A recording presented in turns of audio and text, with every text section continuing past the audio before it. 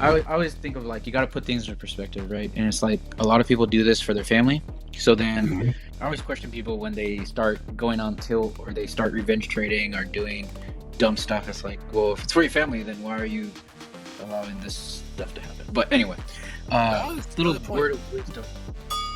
I mentioned to somebody that I had bought I had pre-ordered an Apple iPod, and somebody told me, hey, if you're gonna drop $300 on an iPad, at least spend $300 on their stock.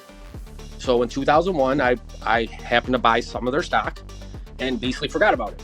So, okay, you got to give us, we don't have your first and last name on here, and we just have your picture. Okay. Give us what you put in and give us what you exited. That's a trade. So I exited with just under $2 million. Oh, what'd you put in? I think it was $750 or 1,000. Wow. I don't remember the exact amount.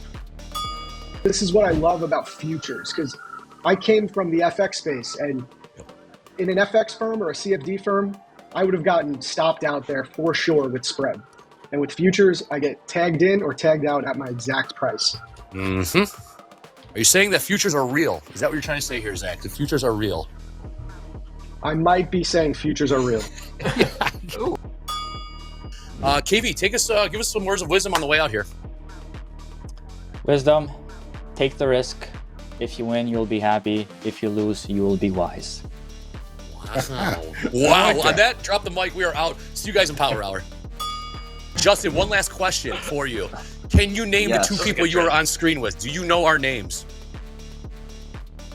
Thank you. On that note, we are out of here. I love it. I'm Andre. Clip it. I knew it. I'll set you up here. Oh, shit. All good. I do it. I love you, man.